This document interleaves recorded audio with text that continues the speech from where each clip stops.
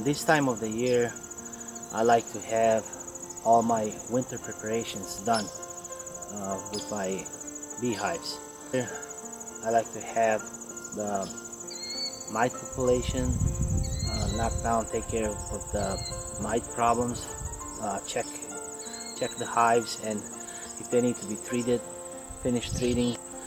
I like to have all the hives up to weight, having enough winter stores and properly placed stores around their cluster, so the honey is gonna act as insulation around their cluster, so on all sides.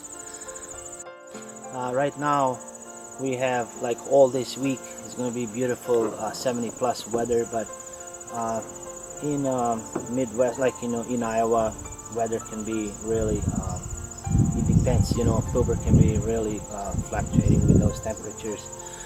But next week we're gonna have 50s weather with 30s over the night. So we're gonna use this week to take care of, like, finishing touches. Some of the things that I do this time of the year is I treat my bees with probiotics and with Nosema to prevent nosema, and also probiotics for their overall health. And I like to call it a bee shower. I take and I spray the bees on top of the frames with probiotic and Nosema, so that will help them for their overall health. So our final inspection should be done. Check all the hives and make sure that the queen was laying. Right now all the summer bees are about gone, and winter bees emerged, and she really reducing the clusters. And take care of any problems that you might have later on. I like to say that I like to take my losses now instead of feeding them through the winter and they're eating their stores and die during the winter.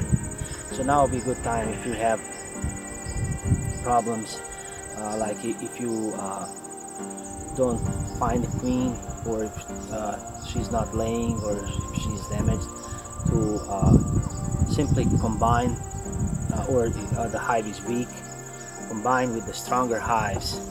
Because if you introduce a new queen, it's going to be long time till she starts laying, and now it's kind of too late. They can't produce their own queens, so the best thing to do right now is just to combine the hives. So this is the typical setup that I use. So I run 2 hives in a half a 4-way pallet, lifted off the ground by like 2 pallets or on the center blocks. These are not screened, they're solid bottoms with 2 brood boxes. Mouse, I have this like a hardware cloth, half-inch wire mouse guard that I just shaped in a V and slide in entrance with the mites. I run closed system. So what that means is I don't have upper entrance, and the hives that have entrances are going to be closed and blocked. The reason for that, I believe, is it's kind of like microclimate, inside the hives, without a way to create a draft of cold air coming in and then escaping and creating moisture. This is complete closed system with this foil, Plantix foil, and above the foil I have 2-inch pink insulation with insulate the hive from the top. So I believe the honey is the best insulation for the brood, and brood being in the middle of 2 boxes with honey of all sides. I never have problems. I tried many different configurations running my hives through the winter, and I found that this works best for my area. I don't run screen bottom boards, and I don't run upper entrances. All insulation that I do is honey and pink foam with Bentix instead of my inner cover. You see, we have a lot of white aster in our fields, and this is one of the last nectars that bees are bringing in with goldenrod. Goldenrod is not done, so white aster is what they're working on right now, and you can really smell it when you're in your bee yard. It smells like dirty socks, or some beekeepers compare it to the smell of like butter on your popcorn, something like that. So that can also, like the bad smell, can also be a sign of really bad disease like American and European foul brood. But inspect your hive. Most of the time it's just the smell of the bees curing the aster nectar. So I'm gonna open one of the hives and show you. So this time of the year I like to have really a large population of bees, and if the hives are weak, I like to combine them with another hives. So the queen is really reducing the cluster, and she's laying really minimal right now, and all the winter bees are about, you know, emerged. So right now they can be sometimes, you know, they're pretty calm, but when you open the frames and stuff, because you can see all these propolis that they built, you know, they're filling every small holes, you know, on the beehives with propolis. They're filling those holes, and when you open the frames, and they can sometimes be a little aggressive because they think that you're gonna remove their honey.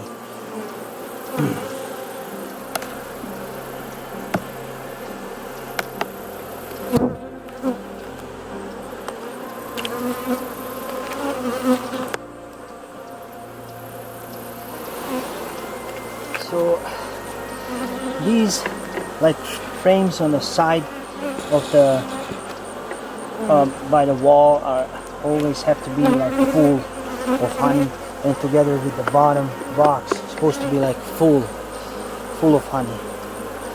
And you can also see there's nectar, you know, that they're putting into this second frame, pollen.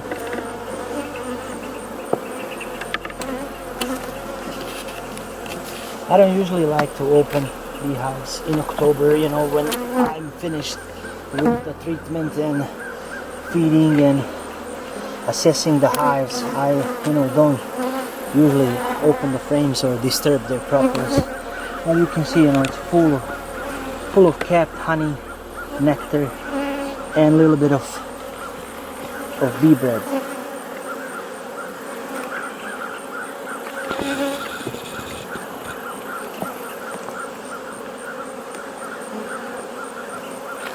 It's a lot of bees, a healthy population of bees going into winter. Yeah, this frame is a mixture of bee bread and nectar. You can see bee bread there.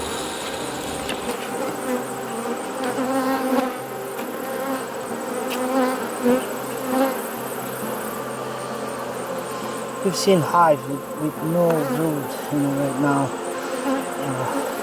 There's bee bread here and nectar.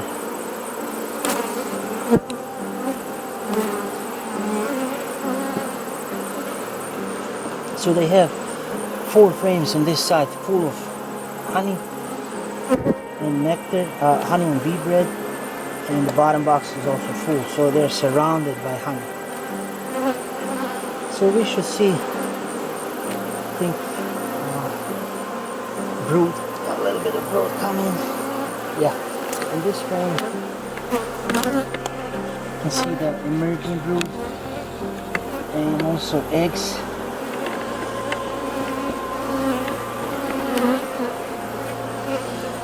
And on top of the brood you'll see the fresh nectar all around the brood. It's not capped yet, but you know, they're working on it. It's all around. But she's really reducing, you know, of her laying, you know.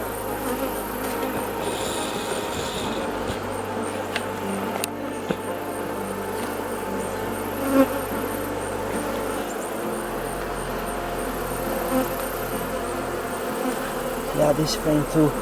She's reducing her laying and then of nectar above. So there's 2 frames, just a little bit of brood, not a whole lot.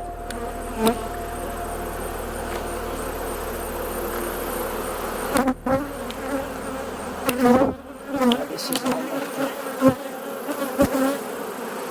So we have only 2 frames of brood in the middle right now, and that not full frames, you know, they're just emerging. So nectar and bee bread this time.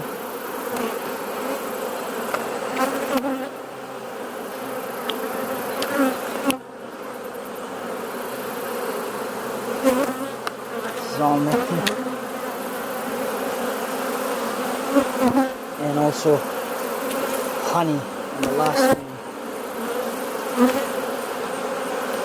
So we're gonna close these guys and leave them alone.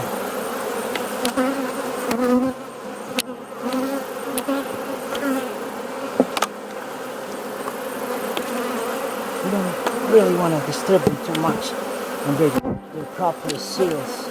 As you can see, those seals all over.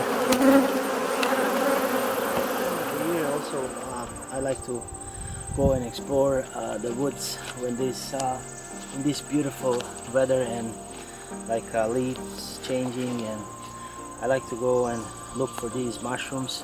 I made a video about them. It's a horse hoof tinder mushroom, and a lot of European beekeepers use them in their smokers.